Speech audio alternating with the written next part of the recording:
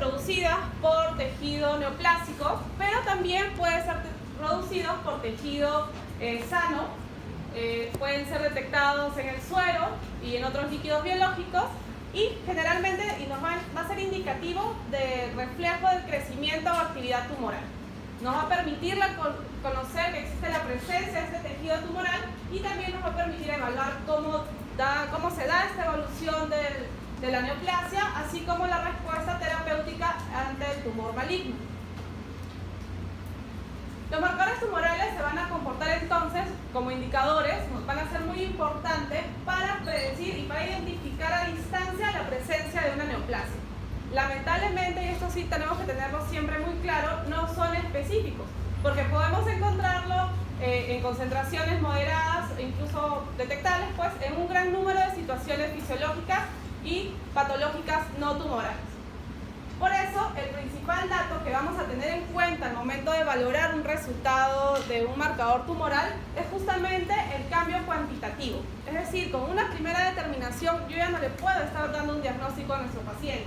Tenemos que valorarlo, y luego vamos a ver más adelante algunos criterios o recomendaciones para que ustedes hagan un correcto uso de los marcadores. Vamos a tener que tomar en cuenta entonces el cambio cuantitativo, es decir, cómo se van incrementando los valores de nuestros marcadores tumorales. Y pues la señal de alarma va a aparecer cuando existen incrementos anormales en las concentraciones de los marcadores. Los marcadores entonces nos van a ayudar para el diagnóstico y seguimiento de nuestros pacientes con cáncer. El marcador ideal, ¿qué es lo que debería hacernos? Debe permitir realizar una detección precoz, nos debe permitir establecer un pronóstico, nos debe permitir establecer el estadiaje de nuestro paciente, para poder también realizar de repente el seguimiento post-tratamiento, nos debe permitir predecir recurrencias, debe tener una elevada sensibilidad, una muy buena especificidad, un buen valor predictivo positivo y ser órgano específico y tumor específico. Esto es el mundo ideal. Pero ¿cómo es en la realidad? En la práctica son poco específicos, ya que pueden aumentar en diferentes tumores y en diferentes procesos benignos. Entonces son poco sensibles también en estadios iniciales de las patologías tumorales. Pero no le vamos a bajar el dedo a estos marcadores tumorales.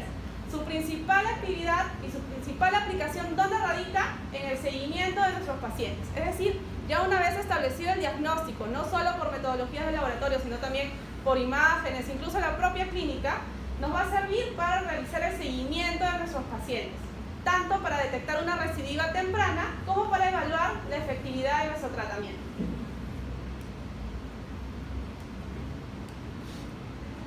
Dentro de la clasificación entonces podemos agruparlos en aquellos que tienen una muy buena especificidad y sensibilidad, es decir que si bien pueden ser detectados en diversas situaciones fisiológicas, en ausencia de estos y ante incrementos importantes nos van a indicar casi siempre, así casi al 100% de que existe un tumor maligno. Y los principales que están dentro de este grupo tenemos a la beta-HCG y a la calcitonina. Luego tenemos aquellos de una especificidad y sensibilidad variable o moderada, que si bien pues en estadios iniciales tienen una especificidad y una sensibilidad baja, sin embargo pasa todo lo contrario en estadios avanzados. Las concentraciones séricas bastante elevadas pues nos van a asegurar de que se trata de un tumor maligno.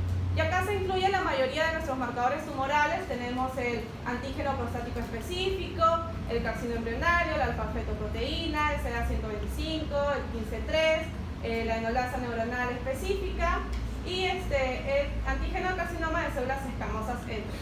Entonces vemos que para estadios iniciales no van a ser de mucha ayuda, entonces no nos van a ayudar tanto, pero para estadios avanzados sí aseguramos el diagnóstico de la neoplasia. Luego tenemos otros que son de baja especificidad y que tienen pues una sensibilidad dependiente del estadio del tumor. Asimismo tienen una especificidad baja y solamente, incluso en fases avanzadas de la enfermedad, o sea, no me va a ayudar mucho, por eso son los que vamos a utilizar como coadyuvantes a nuestro diagnóstico. Aquí tenemos la lactato deshidrogenasa y, por ejemplo, la cifra 21. Algunas consideraciones especiales y algo que les comentaba al principio, que al momento de tener un valor elevado, no es que vamos a hacer el diagnóstico ahí ya con ese valor, sino vamos a tener que discriminar si dicha elevación se debe o no a la presencia del tumor. Y para ello tenemos que tener tres criterios principales. Primero, valorar la concentración sérica del marcador, es decir, si lo encontramos francamente elevado, o sea, ya parar las orejas porque obviamente podríamos estar frente a un tumor, pero si las elevaciones son moderadas o ligeras, tendremos que ser muy cuidadosos antes de dar el diagnóstico. ¿Por qué? Porque tendríamos que descartar y asegurarnos de que no se trata de una patología benigna y lo que ya habíamos mencionado, realizar sí o sí el control evolutivo en los valores cuantitativos de nuestro marcador. Entonces, cuando hablamos de la concentración sérica, es decir, del valor cuantitativo, por regla general, las concentraciones séricas en la mayoría de los marcadores pueden aparecer en ausencia de neoplasia, incluso en valores moderados. En cualquier caso, valores muy inferiores a los que se detectan en pacientes metastásicos. Es por eso tenemos que valorar mucho el valor, el resultado en el cual encontramos. Cuanto mayor sea la concentración del marcador tumoral detectado en nuestro paciente, mayor va a ser la probabilidad entonces de que nos encontremos frente a un tumor maligno. Por ejemplo, si tenemos un antígeno carcino embrionario por encima de 20, podríamos estar diciendo que, casi seguro que estamos frente a una neoplasia. Y en el caso del CA125, si estamos por encima de 500, ya mucho más orientado hacia el diagnóstico oncológico.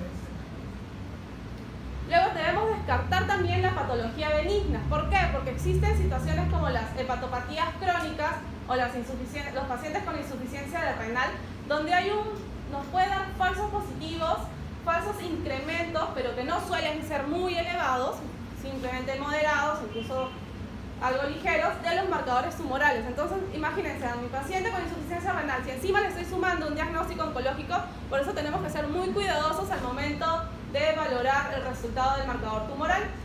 Aparte, hay determinados marcadores tumorales que pueden tener una fuente especial de falsos positivos, como sucede, por ejemplo, en el antígeno carcinoma de células escamosas, asociado, por ejemplo, a las enfermedades dermatológicas. En el caso de pacientes con colestasis, podríamos incluso encontrar el CA19-9 incrementado. Y en el caso de los pacientes, por ejemplo, con infusiones pleurales o infusión de cualquier origen, podríamos encontrar el CA125 incrementado. Entonces, siempre tomar con pinzas esos resultados. Mencionábamos también el control evolutivo. El hallazgo de concentraciones elevadas de cualquier marcador tumoral, de forma aislada, va a tener un valor muy limitado. Tenemos que hacer el control evolutivo. Entonces, ¿cuál es la recomendación? Realizar 2 o 3 determinaciones seriadas en un intervalo de aproximadamente 15 días, esperando que, obviamente, superar el intervalo de semivida plasmática de nuestro marcador. Entonces, la recomendación es un plazo mínimo de 15 días entre determinaciones, y los incrementos o decrementos que superan el 20% van a ser significativos. Si las cifras de un marcador van a sufrir un incremento continuo, pues podemos afirmar con bastante seguridad que nos encontramos frente a un paciente oncológico. Por el contrario, si los valores se mantienen o no, o incluso tienden a disminuir, tenemos que reformular y nuevamente buscar cuál es el posible origen de este ligero incremento. Tenemos que nuestros marcadores tumorales pueden ser de diferentes orígenes. Por ejemplo, tenemos antígenos oncofetales como el antígeno carcino embrionario, el alfa-feto, la gonadotrofina coriónica. Tenemos que pueden ser también glucoproteínas como el CA125, el antígeno prostático específico.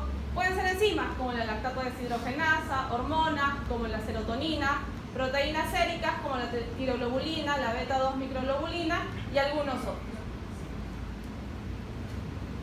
Por ejemplo, vemos, y habíamos mencionado, que podemos encontrar los positivos en diferentes órganos, en diferentes ubicaciones. Por ejemplo, en este caso, tenemos el antígeno carcino embrionario. Lo encontramos positivo desde parte de otorrino, en el cerebro, lesiones cerebrales, lesiones en pulmón, tiroides, mama, estómago, vesícula biliar, páncreas. No queda ahí, también a nivel renal, colon, vejiga, ovario, cervix. Entonces, ¿cómo podríamos hacer el diagnóstico si tenemos un CA elevado? No podríamos, ¿verdad? Tenemos que orientarnos. Este antígeno carcino embrionario, si bien se encuentra muy disperso en diferentes órganos, pero clásicamente se va a utilizar ¿para qué? Para realizar la vigilancia en el caso de cáncer gastrointestinal. y principalmente del cáncer de colon. Su depuración se va a realizar vía hepática, entonces cualquier manifestación, cualquier lesión a nivel hepático puede elevarnos esta determinación. Otros tumores que van a elevar este marcador ya los hemos mencionado en los gráficos anteriores, por ejemplo el cáncer de mama, algunos melanomas, cáncer de pulmón, páncreas, de estómago, cervix, vejiga, riñón, tiroides, hígado, ovario. Podemos encontrar también valores incrementados en algunas enfermedades benignas, como puede ser una enfermedad inflamatoria intestinal, pancreatitis o enfermedades hepáticas. Ojo, y acá es un dato importante, el consumo de tabaco puede contribuir a elevar los valores del antígeno carcinoembrionario. Incluso existen valores de referencia diferentes en el caso de que nuestro paciente sea fumador.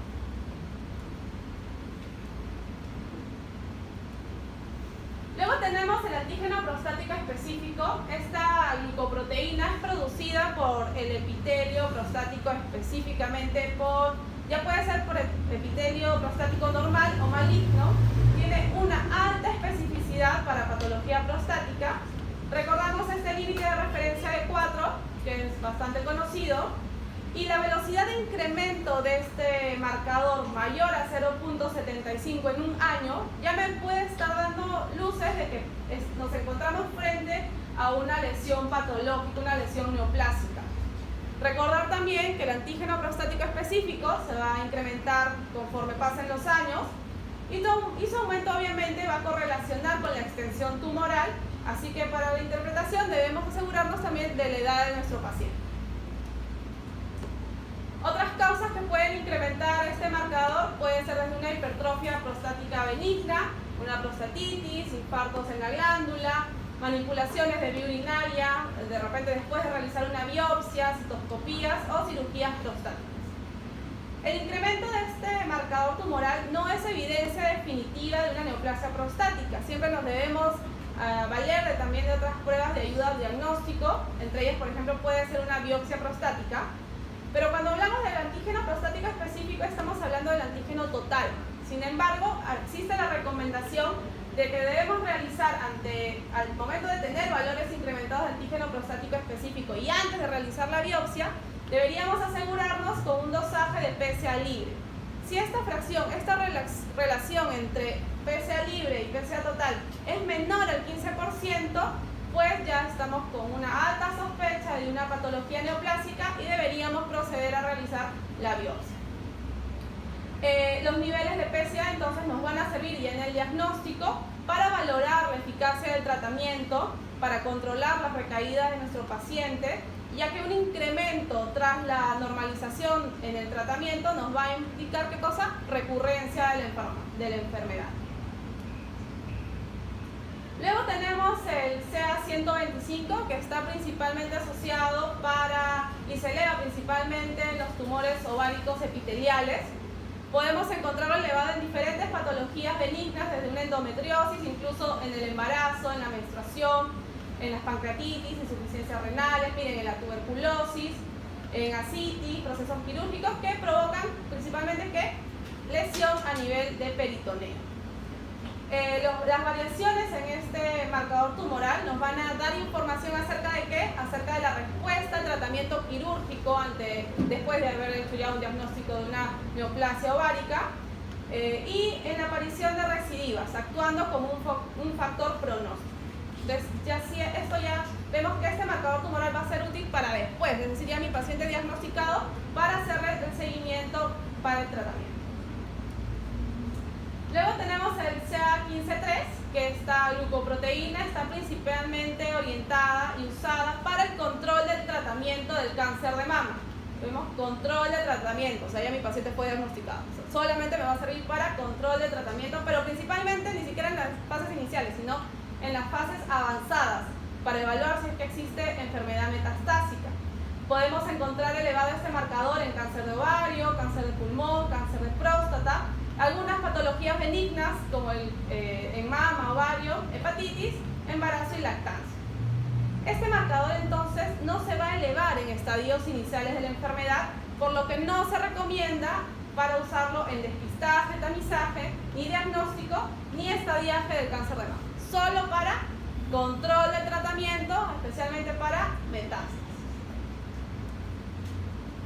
Luego el CA19-9, este marcador tumoral principalmente se asocia y se utiliza en el seguimiento de pacientes con tumores de páncreas.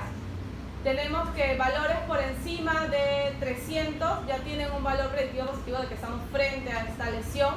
Podemos encontrarlo incrementado en otros orígenes a nivel biliar, gástrico, colon, ovario, endometrio e incluso en algunos procesos benignos. Por ejemplo, hepatitis, cirrosis, pancreatitis, asmas bronquiales, etc. Entonces recuerda que el CA19 principalmente para la evolución de nuestro tumor de páncreas. Luego tenemos la alfa-fetoproteína, que esta glucoproteína oncofetal, es muy similar a la albúmina. La vamos a encontrar que en condiciones normales va a ser secretada, va a ser producida a nivel de saco vitelino, a nivel de hígado fetal y a nivel de líquido amniótico. Esta alfa-fetoproteína se va a encontrar elevada en el 80% de los tumores de origen germinal. Es decir, por ejemplo, nuestra alfa-fetoproteína con valores muy elevados, en casi un 60% nos va a indicar que nos encontramos frente a un paciente con un carcinoma hepatocelúlar. En el caso de la gonotrofina coriónica humana, tenemos que esta hormona, esta glicoproteína, se produce en condiciones normales en la gestación, en el cisito trofoblasto de la placenta y tiene una especificidad muy elevada. Pueden existir falsos positivos cuando existen lesiones gastroduodenales como úlceras, consumo de marihuana, cirrosis hepática, algunas enfermedades intestinales inflamatorias y también obviamente en los embarazos pero de origen extrauterino o embarazos molares. Este marcador tumoral se va a encontrar muy elevado en la enfermedad trofoblástica, es decir, en el coriocarcinoma en el 100% de los casos, en algunos tumores germinales, por ejemplo en los seminomas puros en el 25% de los casos y en algunos otros, en los no seminomatosos, hasta en el 80% de los casos. ¿Qué otros tumorales se conocen y pueden sernos de ayuda en algunos diagnósticos? Tenemos, por ejemplo, el CA549 en cáncer de mama. Tenemos la enolasa neuronal específica en algunos tumores neuroendocrinos, tumores del sistema nervioso central.